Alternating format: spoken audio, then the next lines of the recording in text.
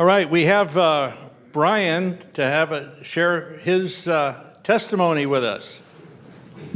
Okay, thank you so much.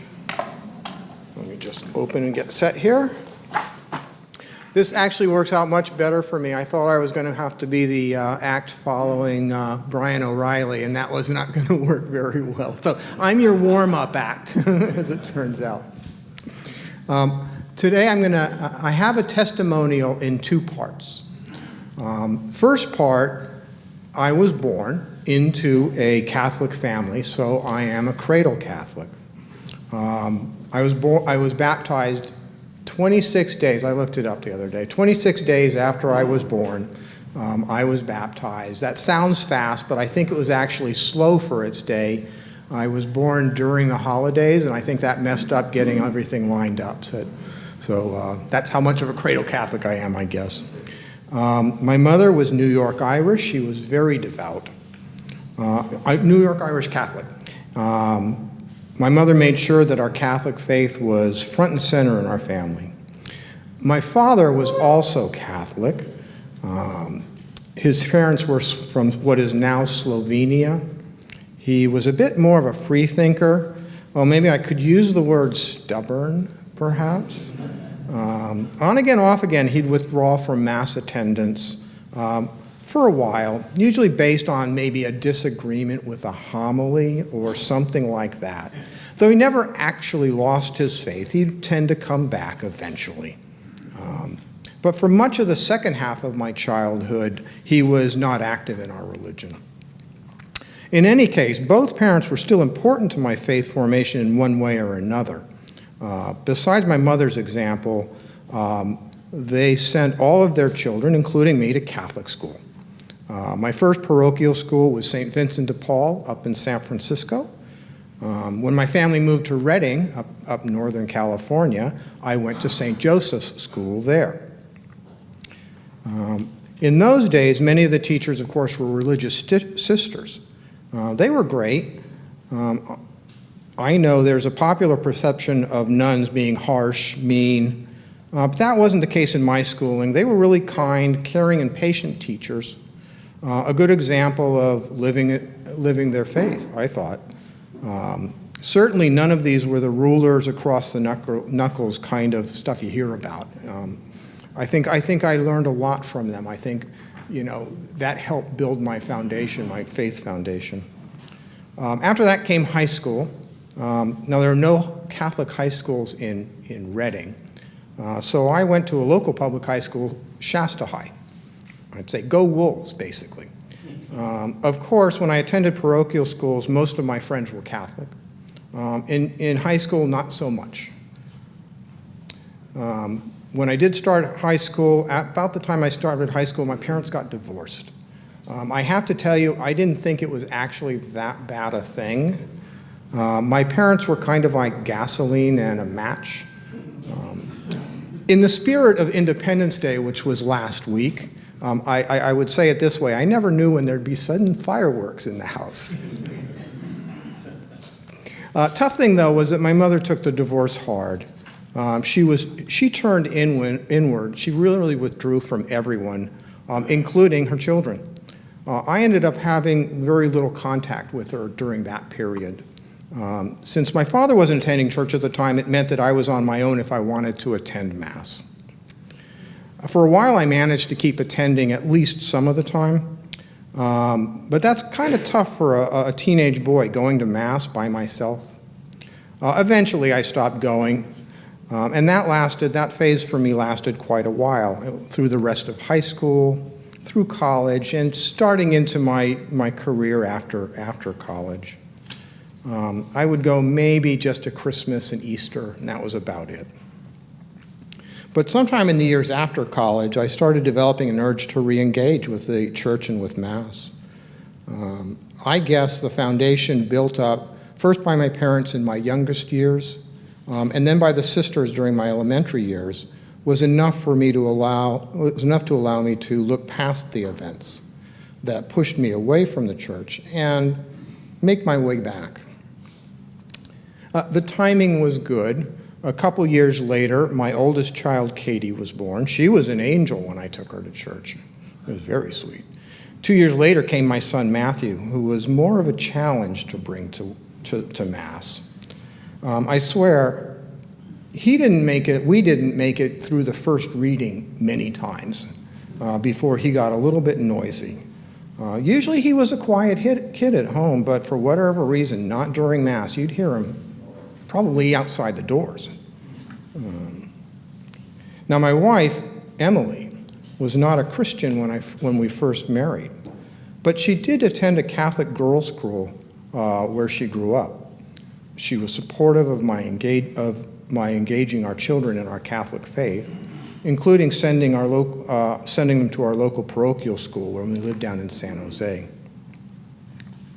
Eventually, Emily did decide to get baptized into our faith, and that was a very special spiritual unifying moment for our family. Our children are out of the house now. Emily and I attend Mass together, of course. I don't have to go by myself anymore, because that's nice.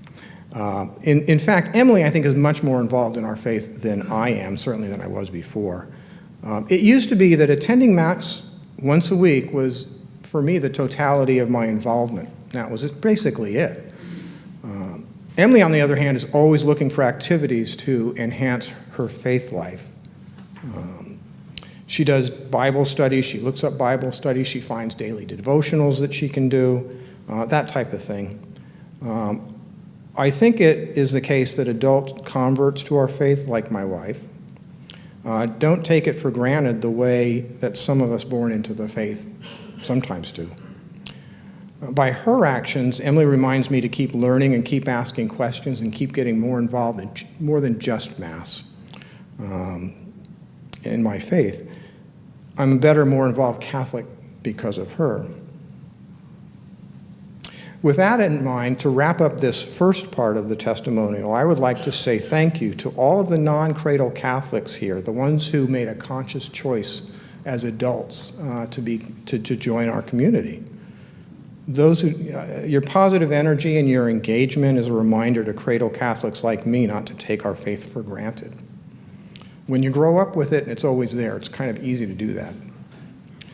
So you make our parish and the wider church a much more vibrant experience for everyone.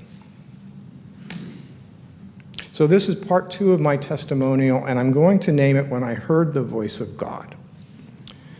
As I mentioned earlier, I have 2 children, Katie and Matthew. They're almost exactly 2 years apart. They got along well enough when they were little. Sometimes they played together, sometimes they ignored each other. Sometimes they had spats, nothing major, just the little things that young children might fight over. You know, who gets to sit in what chair, who gets to sit near mom or gets to sit near dad, not wanting to share toys, that kind of thing. Otherwise, you know, I think they just basically took each other for granted. You know, they were just there. I would always bring one of them sometimes, or sometimes I could take both of them to Mass with me when they were little. Now, in those days, I'd usually say a quiet prayer just before Mass started in order to center myself. Usually, my prayer would ask for guidance or help with whatever I needed that week. Very often, with 2 preschool children, my prayers centered around patience. I prayed a lot for patience in those days. I would pray for the wisdom to make the best decision regarding some issue that I was facing at the time. This one Sunday, for the first time, really it's the only time that this was my prayer, I asked God to let me know if he was okay with how I was raising my children. And if not, what could I do better? So Mass starts and progresses, and eventually I'm standing for the gospel reading. Now envision 2 toddlers, basically, a toddler and a preschool next to me in the pew. Katie, my oldest, not quite 4, Matthew just under 2, and I get a pull on my pant leg. And I look to my side and I see my 2 children in full embrace, hugging each other. I don't think I'd ever actually seen them do that before. My daughter looks up to me and says, "Thanks for my little brother, Dad." So God gave me his answer to my prayer, though through the voice of a little girl and the embrace of my 2 children.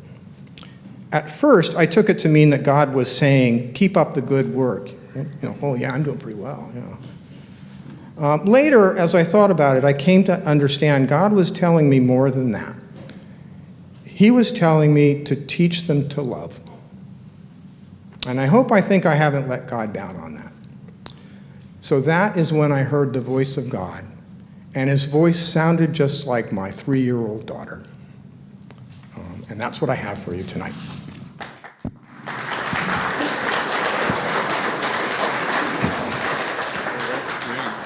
Good job. You know, it's always nice when we get to hear from one of our friends tell their testimony, tell what their faith means to them. And, you know, our goal going forward is to always have at least one testimonial at every meeting. So we would like for some of you to think about volunteering to share with us your faith story. See myself or Jim, give us your name, and we'll make sure that we get you on the calendar. We also have a list of people that we're going to approach and ask if they'll help with testimony so we can really move this forward. I think Bryan's is a perfect example. Simple, straightforward, and a lesson we can all learn. I was kind of touched by him talking about taking his little kids, because we had 3 little ones. They were all pretty close, and it was a real nightmare. And one time, at the time we lived in Antioch, and we were leaving church, and the priest was thanking us for leaving, and I said, you know, actually, that's not what I meant, but I think it's what he meant.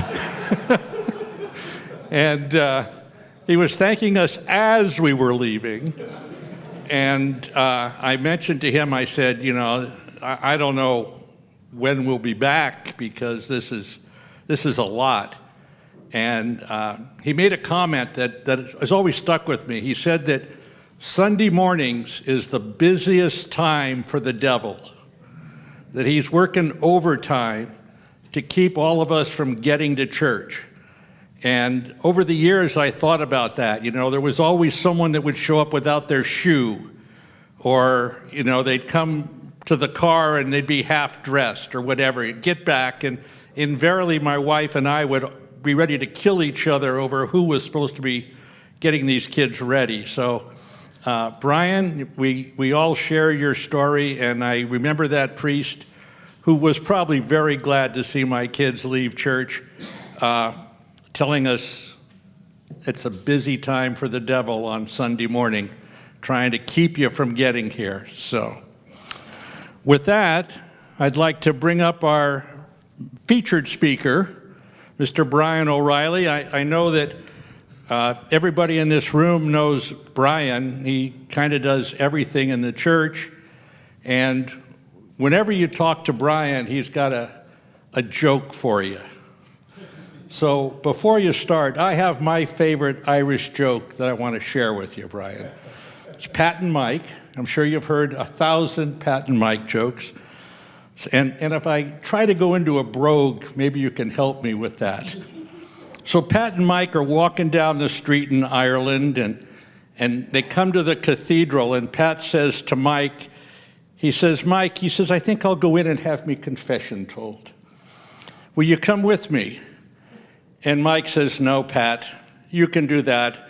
I'll stay out here on the curb and have a pint of stout. So Pat goes in, and he goes in the confessional, and he says, Father, it's been so many weeks since I've been to confession, and I want to share my sins. He says, I had an affair with a married woman. And the priest says, well, was it Mrs. Murphy? And Pat says, no. He says, it's my sin. I'll not be given any names. He says, was it Mrs. McGuire? He says, Father, I won't be given any names.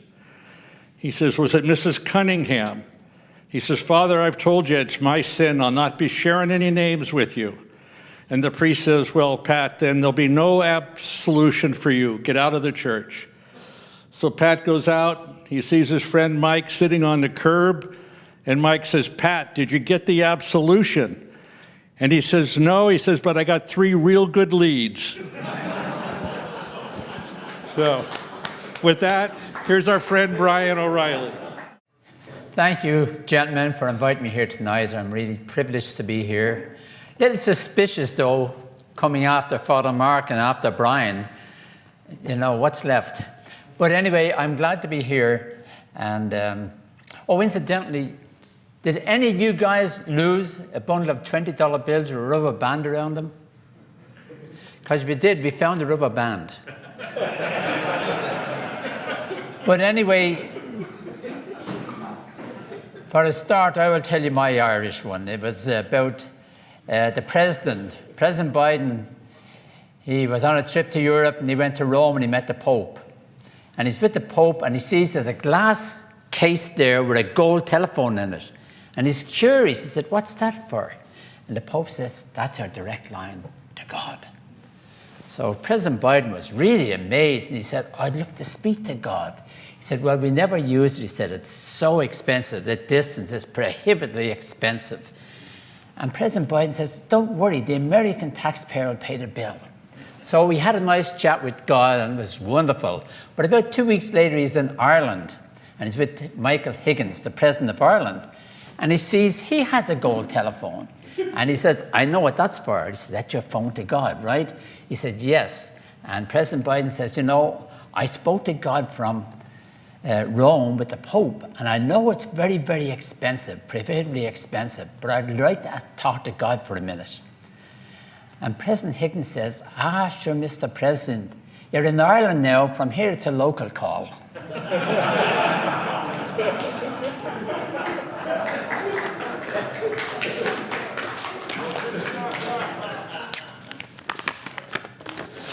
Of all the things I miss my mind the most.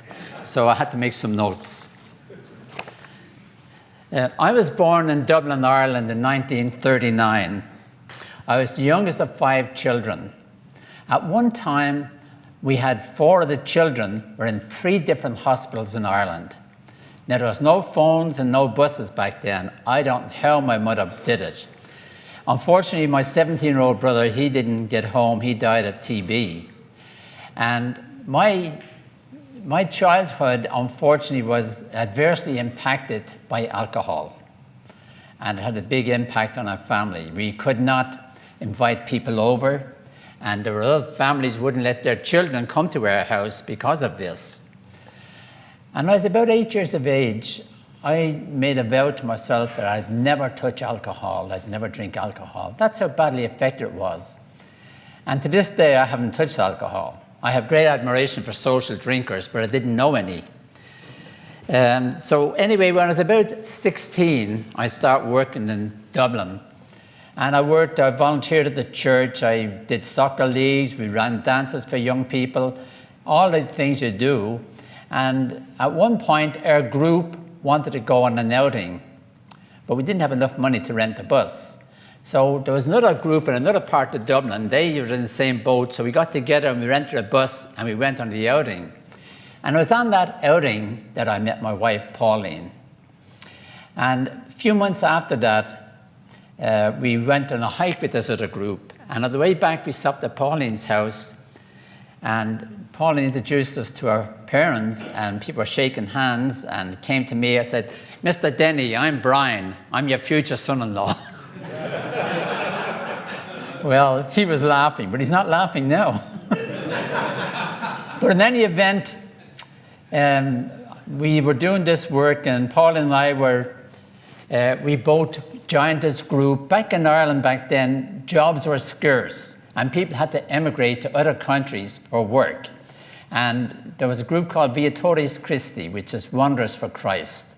And they would get people who would immigrate to go to a country, and you paid your own way, you bought your lodgings, you fed yourself, there was no stipend, no check from home, you're on your own.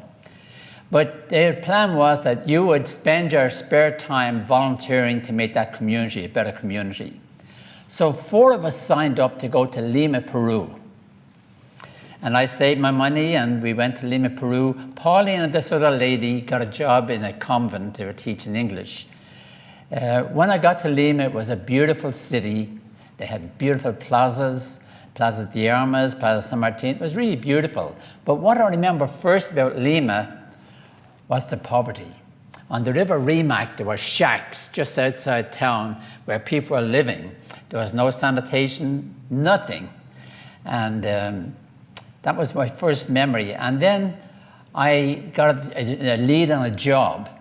And this lead on the job that I got was in a salt mine called Cerro de Pasco. It's 192 miles northeast of Lima. Now, you all know what the mile-high city is in this country. 1 mile high, Denver. Well, Cerro de Pasco is almost 3 miles high. And it's up in the Andes. And I go up there and I'm getting a job in the storeroom, and somebody called me aside, a person who I respected. And he said, you got to be very careful. He said, the last 2 men who had this job ended up in the hospital and got shipped out of here. They had lead poison and cadmium poison. So I was on the next train back to Lima.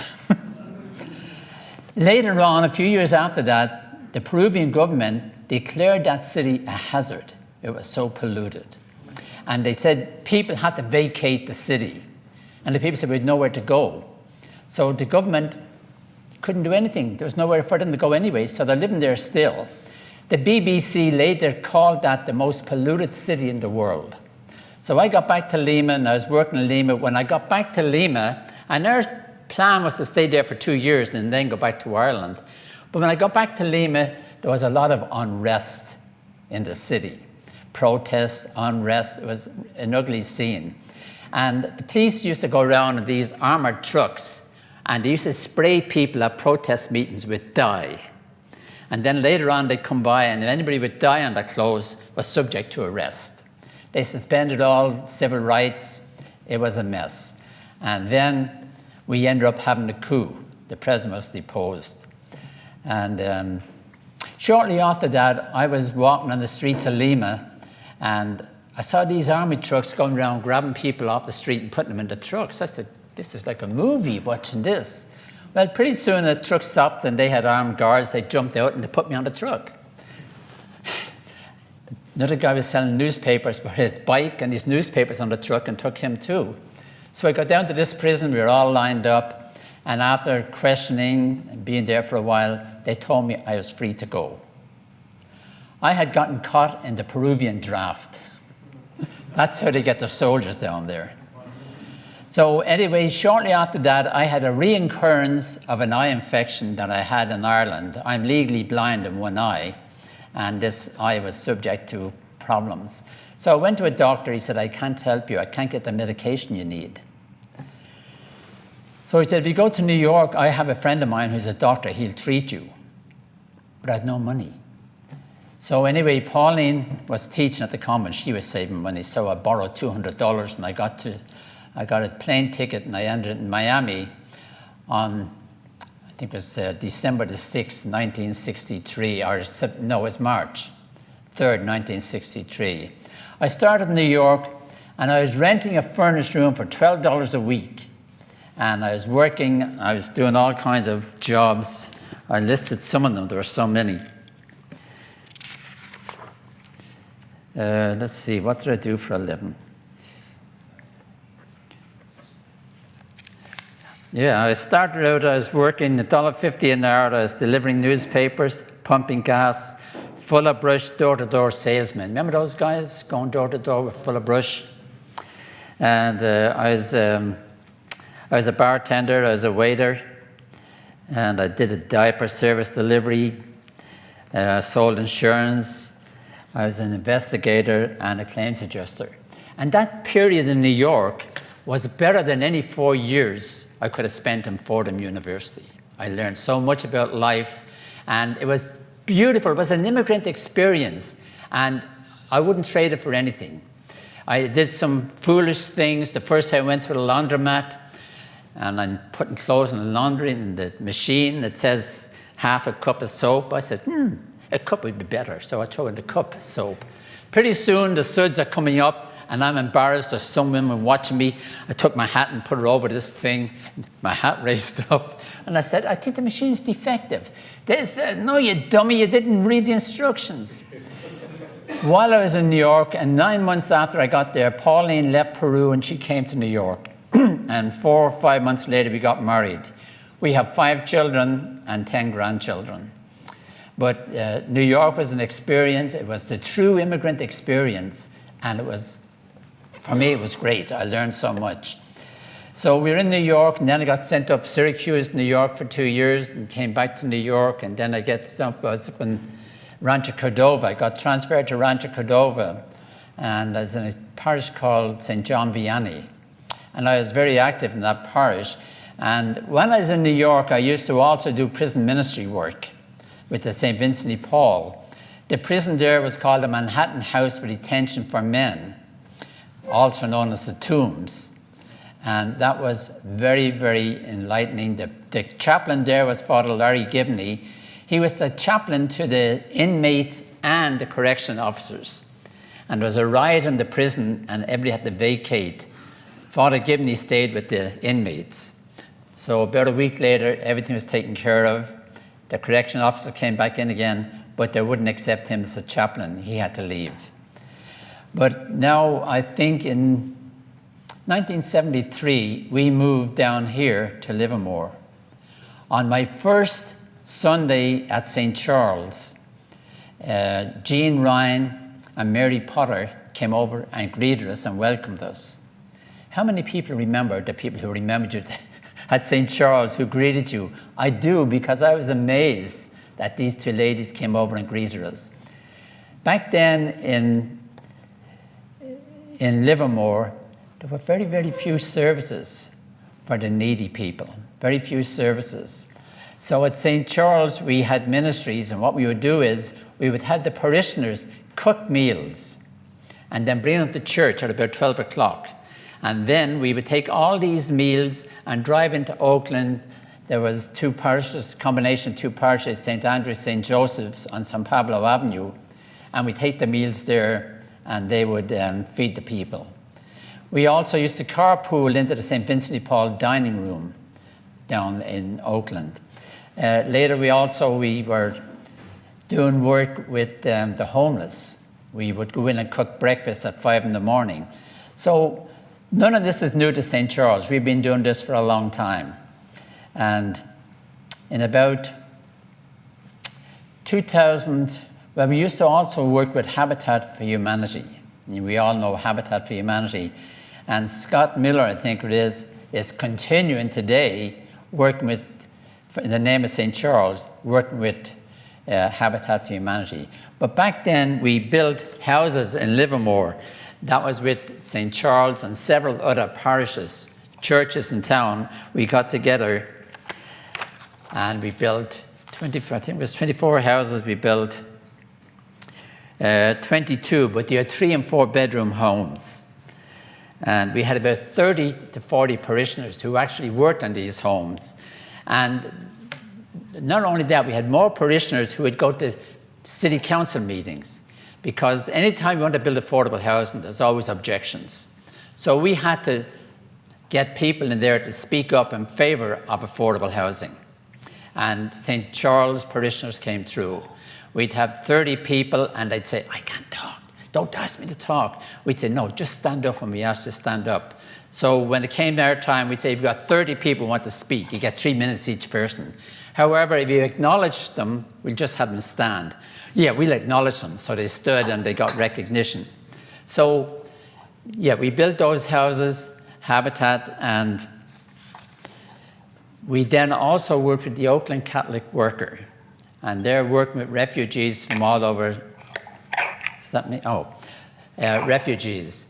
So they would come here every year and speak at all of the masses about the work they were doing. So work of this nature is not new to St. Charles.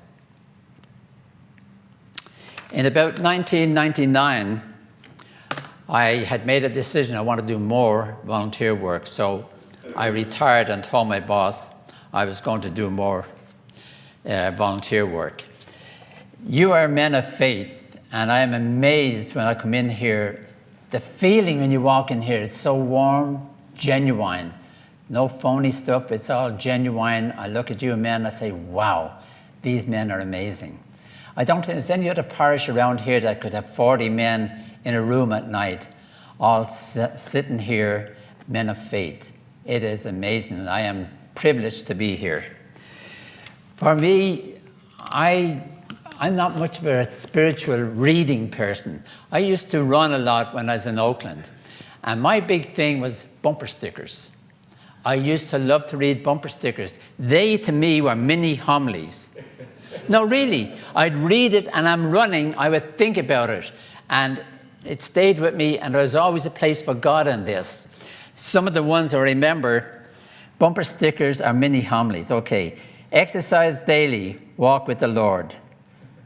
Jesus loves you, but I'm his favorite. I like that one. Too blessed to be stressed. 3 kinds of people in the world: those who are good at math and those who aren't. Oh, you got it. Wow, you guys are good. There are a lot of kind people around. If you can't find one, be one. Don't miss the chance to do something amazing. Get involved in the world. Get involved. The world is run by people who show up. Be the change you want to see in the world. A goal without a plan is just a wish. If you love Jesus, honk. If you want to see him, text while driving.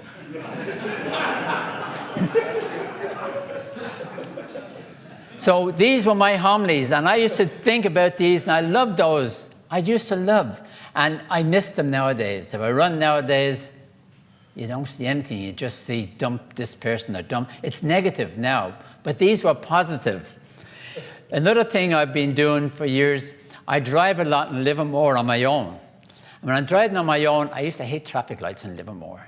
But now when I stop at a traffic light, to me, that's a moment for prayer. And it works. I don't mind waiting, and I'm talking to the Lord. That's my contribution. I'm sitting here and I realize men of faith. That's a word that I would love to, I hope to embrace more. Because I'm doing the other end of it, I think, it's the service work. And I was reading Matthew, and Matthew says, if you have the faith of a mustard seed, you say to the mountain, move from here to there, it will move, and nothing will be impossible for you. Again, Matthew says, whatever you ask for in prayer with faith, you will receive. And Jesus said to the woman, your faith has saved you, go in peace. And Matthew, he responded to the blind man. Jesus responded saying, go, your faith has made you whole. And then there's St. Thomas Aquinas. To the one who has faith, no explanation is necessary. To the one without faith, no explanation is possible. And then this is the one I like because it brings us together. Pope Francis. It's not enough to say we are Christian. We must live the faith, not only with our words, but with our actions. The Catholic faith goes deeper than attending Mass on Sunday and saying traditional prayers. And then James. See how a person is justified by works and not by faith alone. So I'm thinking, and this is an argument, that won't say it's a discussion, there was a discussion between works and faith. Where do they fit in? And the next one I read here told me where it fits in. Both faith and works are the integral part of Christian life. Faith is the cause of salvation. Works are evident of it. Perfect. So I think I left you all a sheet on your tables of services that are available in Livermore. There's 4 places I didn't mention. I'll mention them briefly. One is senior support in Pleasanton. And they will give rides to people over 62 to medical appointments. They also have lots of other services they offer. go online, see if they do. Shepherd's Gate in Livermore, they help women who are victims of abuse. Spectrum, they're in Livermore, Meals on Wheels, and they help with PG&E bills. We have another one, Hope Hospice. I'm not familiar, but they could probably...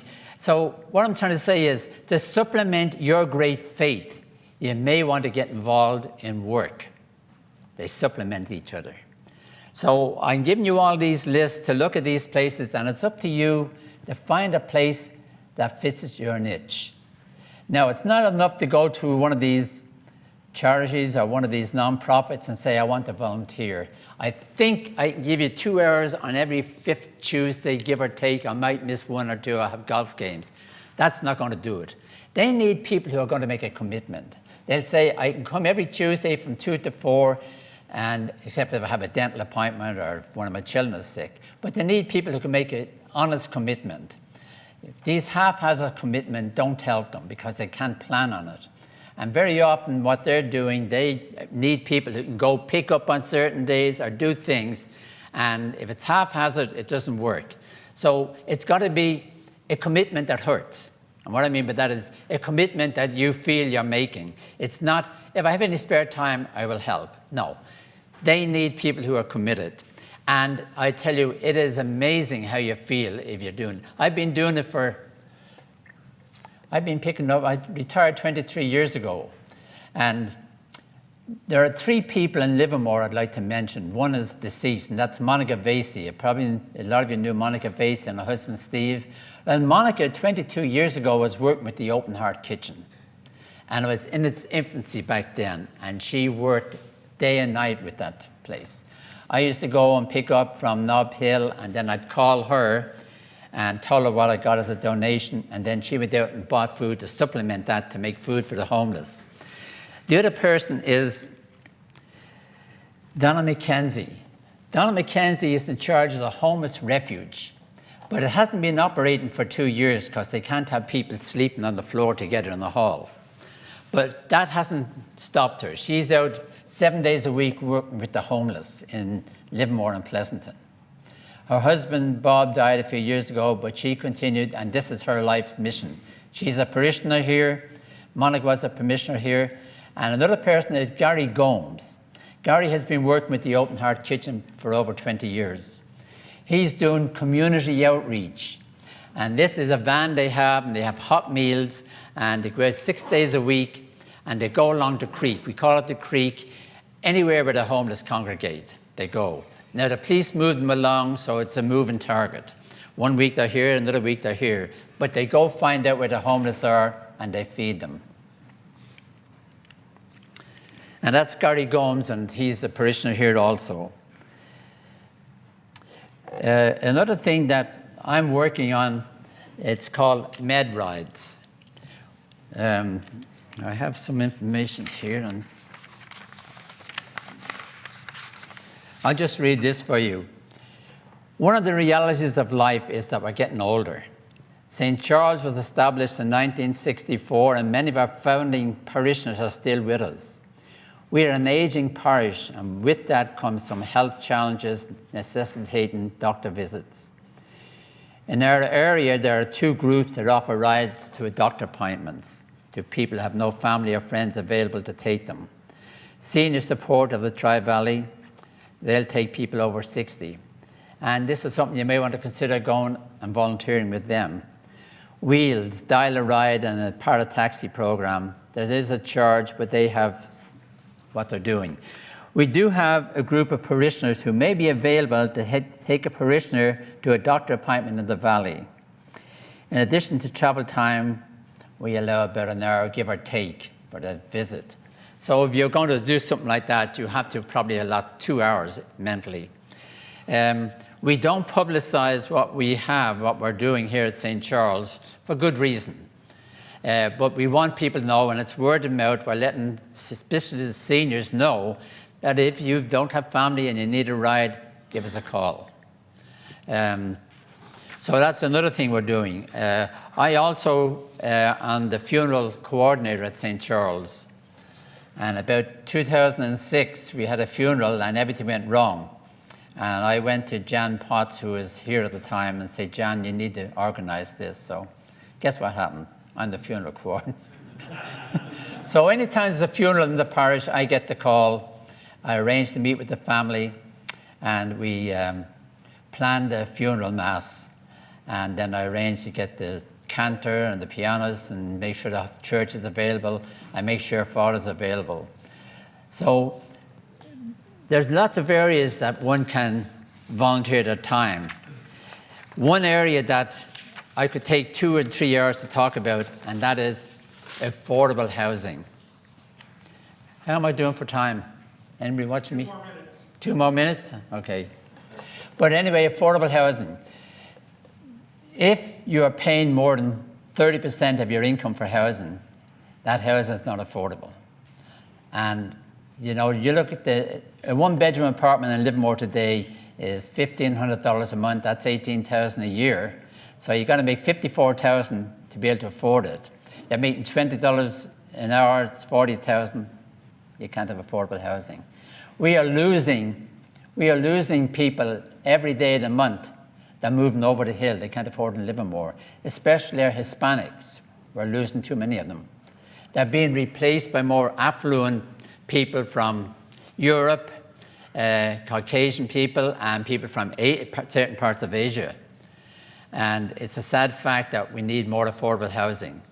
There's also another group called interfaith housing, and that's senior housing. And St. Charles are one of the 8 churches that are a part of this. I'm on the board of interfaith housing. We have housing for 206 people, families right now, seniors.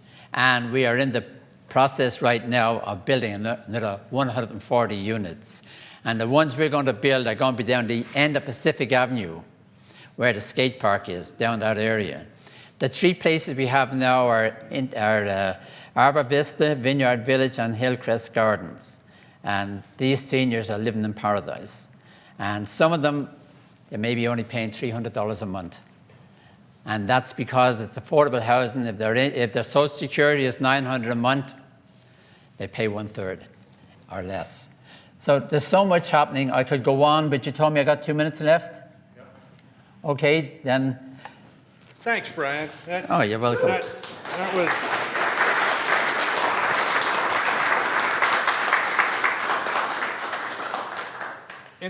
interesting and an amazing life of charity and giving that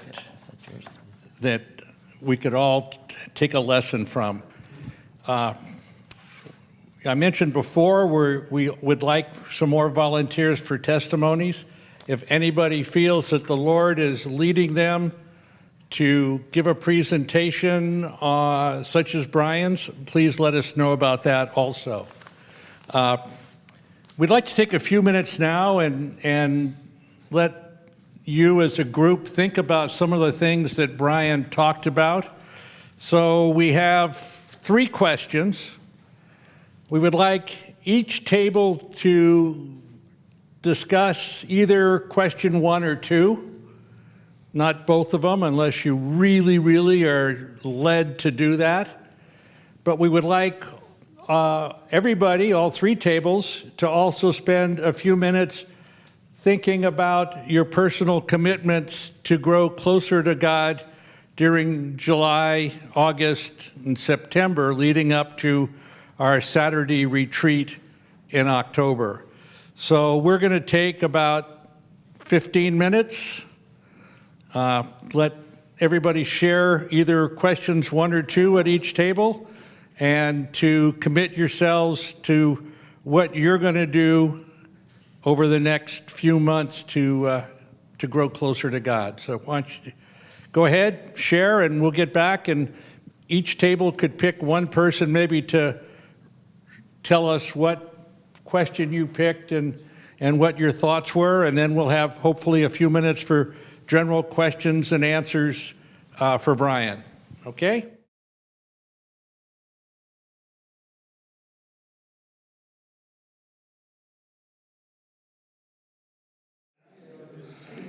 Would anybody like to share what your group thought about questions 1 or 2? Okay. I got a question, I guess. All right. Deacon Gill has an idea. Brian, from this table, what they talked about was the need itself. And we're blessed to live in a good area, but there is poverty and there are people struggling. How do you see the need? We don't know. What do we do? That was the question from this table. What do you do? Probably a good thing to do if you want to start getting familiar with what's going on in your community. Read some of the letters to the editor in The Independent. There are people who are clued in, and a lot of it is not really pertaining, but some of it will tell you what's happening in the city. Even sometimes watch the city council meeting. Reading the paper, what's going on. Contact some of these charities. One of the big things we have in Livermore is our need for more affordable housing. And you know, you can buy a person a steak 7 nights a week, but after that he's still hungry, but he's not housed because he doesn't have a house. So the problem is we've got to solve the housing problem. And as I told you, 18,000 is probably the minimum rent nowadays in Livermore. And you got to be making 54,000 at least for that to be affordable housing. But your question was, how do you find out? How do you find the need? Call the different organizations. If you're interested in housing, call one of the housing organizations. There's City Serve out there, there's Echo Housing, there's Eden Housing. Find out what they need. Do they need volunteers? And the thing is, if you get in on the tail end, you learn. You find out more about it. Affordable housing is an art of itself because there's so many subtitles that go in there. You know, years ago, they had Section 8. We all heard of Section 8. You got Section 8, you got government housing, and you only paid 33% of your income for housing. The government paid the rest. Well, now in this economy, no landlord wants to rent because the government set the rent. And with housing today in Livermore, years ago, if you got a Section 8 voucher, that night you and your family went out and you celebrated. You had a dinner out. Now, if you get a Section 8 voucher, it's actually a license to go look for a house because it's like a hunting license. You've got to find some landlord who's going to rent to you. And it's almost impossible in this city to get a landlord who will rent to you. The need is there. But for you folks, I think education is the key. Read about these organizations, get on the computer, read about City Serve, read about, well, Cornerstone. Friday morning, they've got about 6 groups over there. They have showers, and maybe go over and talk to one of the groups over there and say, how can I help you? I go over there, there's at least 6 groups go over there, and they have breakfast for the people. And it's not all Cornerstone, but they provide the space, but there's different groups over there. You could ask them, how can I volunteer? What can I do? That's what I would do. Okay. Any other thoughts on questions 1 or 2 or general questions for Bryan? One question that I'm from Pleasanton. Here, several of us brought the same thing up. Some of this, and if you're walking down the street, at what point do you make a decision to stop and talk to this person? I mean, there just could be so many people, like in San Francisco, or even occasionally in Pleasanton, you see people, and some of them you think they're maybe just, they're there to get something and they really don't need it. I mean, you have to, I think at some point you have to talk to these folks, and I don't know, what's your suggestion on how to approach that? One suggestion I would is make a copy of this sheet that I've left with you. Keep a few copies in your car. If you're going to a store and there's somebody looking for money outside, give them a copy of this. If you see somebody on the street and you're not quite sure whether they're homeless or whether you should talk to them or not, you might say, if you have any friends who might be able to use this, you could give them to them. You're not saying to him, are you homeless? You're not asking. You just say, if you know of anybody who might want this. And very often they look at this and say, wow, thank you. So that's a good introduction, a good way to break the ice with people. Good question, Dave. I think Bill has something he wanted to share.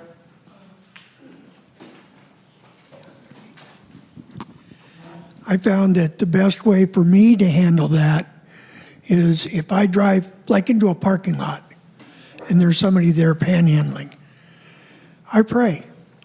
I say, God, this person's looking for help. And then I pause and I wait for an answer. If I feel good about it, I'm going to help them. And then I'm going to leave it in God's hands. If it's somebody that's trying to take advantage of me, God will take care of it. But I personally don't have to worry about it anymore. I let God handle that part of it. But if somebody says, I need help, and I feel genuine about it, I will help them to the best of my ability. And it doesn't matter where I see them. And if it's somebody I see walking on the street, conversation starts out, hi, how you doing? And their first response is going to be, well, not very well. What's the matter? What's going on? And you open the door, and you can find out what's going on. Sometimes you can help. Sometimes they need food. I ran into a family, 4 people.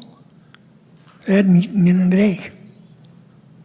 I took them to a restaurant, bought them a meal, bought a little extra food that they could take with them that would last. And that was it. I went my way, they went theirs. But at least the kids had food. And the parents were healthy enough to take care of them. Good point. Thank you. Anyone else?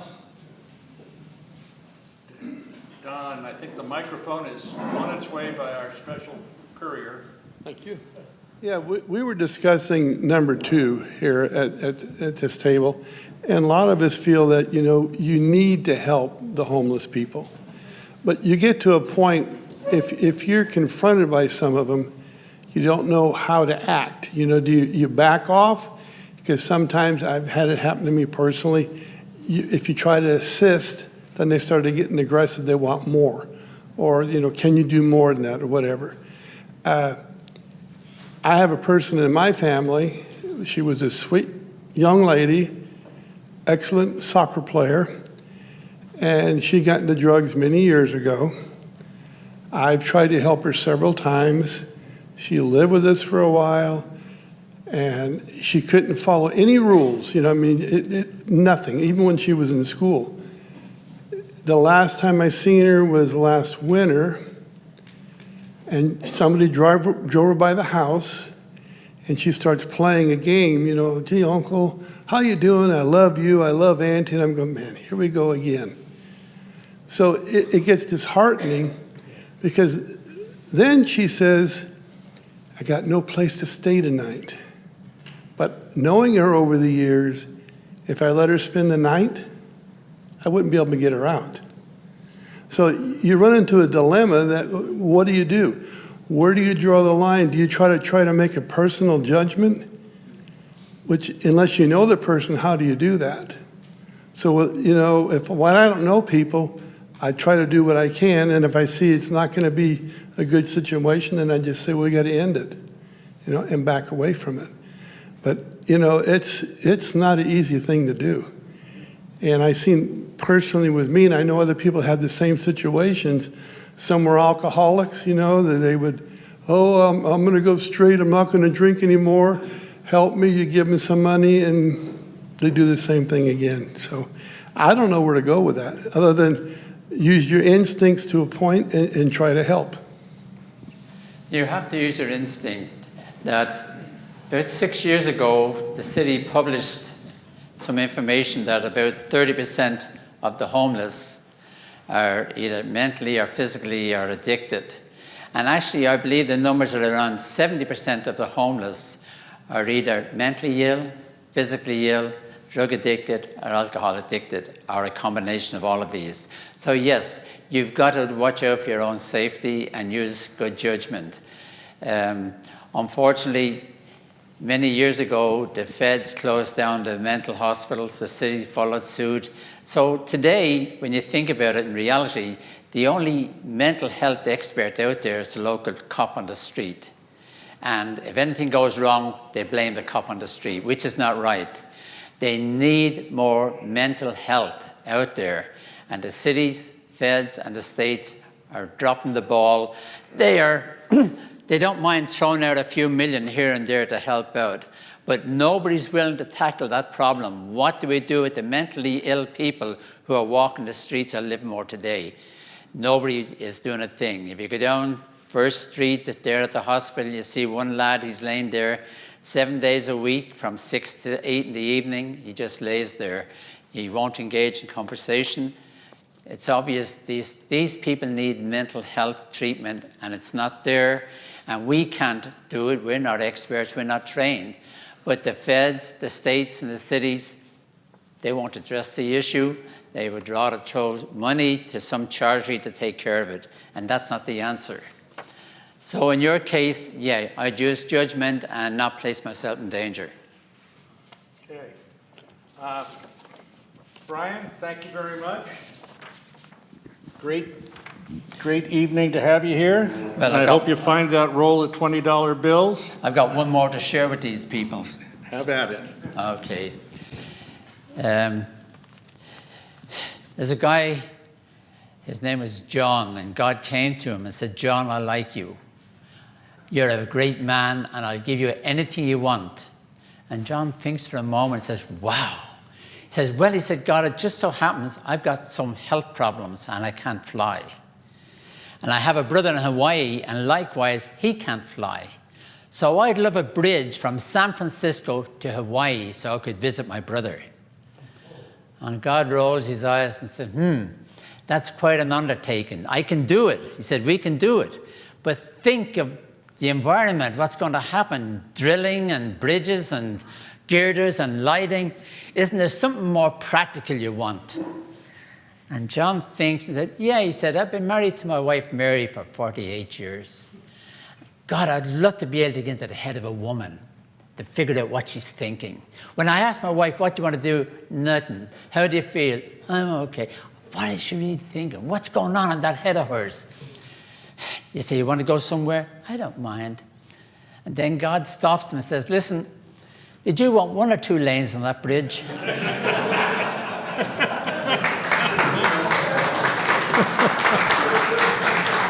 I know they have a prayer, but I have an Irish blessing. Not quite as good as a prayer. And it goes as follows. May those who love us, love us. And for those who don't love us, may God turn their hearts. And if he can't turn their hearts, maybe he can turn their ankles so we know them by their limping. Thank you, Bryan. Okay, before we bring Deacon Gill up for a closing prayer, a couple of reminders. We've got a lot of requests for you tonight. Remember, we'd like you to think about volunteering to give your testimony. We'd like you to think about perhaps sharing something as Bryan has done and several others have done in the past.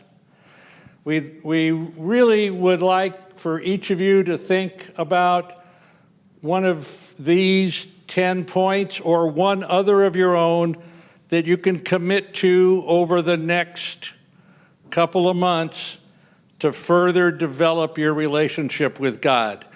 As Father Mark said, and as Father Larry Richard says in the book, Be a Man, you won't get to know God unless you spend time with him, and you're only going to spend time with him by talking to him.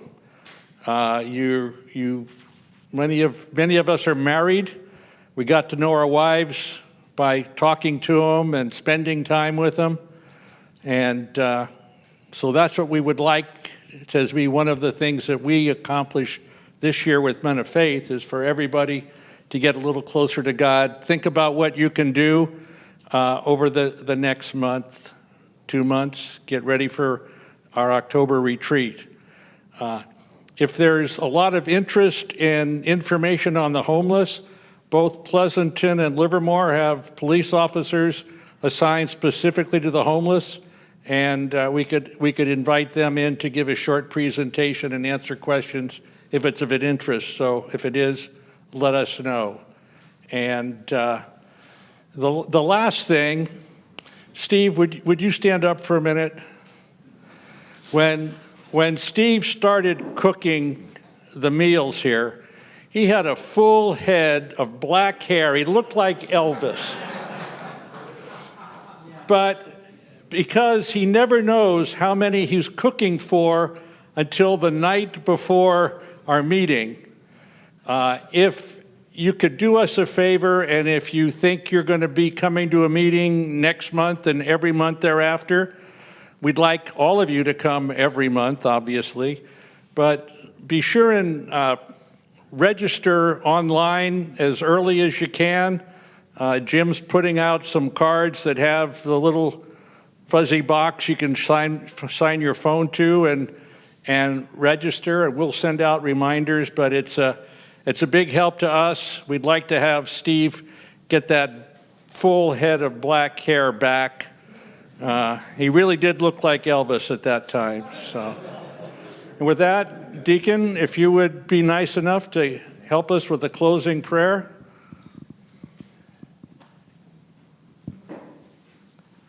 Once again, let us thank Bryan. He just humbles me. He truly does. Let us center ourselves. If you could take a deep cleansing breath, feet on the floor. Name of the Father, Son, Holy Spirit, amen. Gracious and loving God, you who give us all that is good, we thank you for all that are gathered here. Give us your graces, give us your strength, give us your courage to do your will. Let us be your eyes, your hands, your ears, your mouth, and your feet so we go about doing your will. Heavenly and gracious Father, let us pray also for those that are not here today. May they be safe, may they be healthy, and may they do your will as well. And gracious and loving God, let us not forget the invisible of this world, those that are homeless, those that are hungry, those that are ill, those that are dying without anyone to pray for them, those that do not have medical insurance. Let us not forget those as well, knowing full well that our prayers do help, but we know, Father, we are called to action. And we ask this in Jesus Christ our Lord. Amen. Amen. Thanks, everybody. Drive safe. See you next month for our men's prayer table. God bless you all.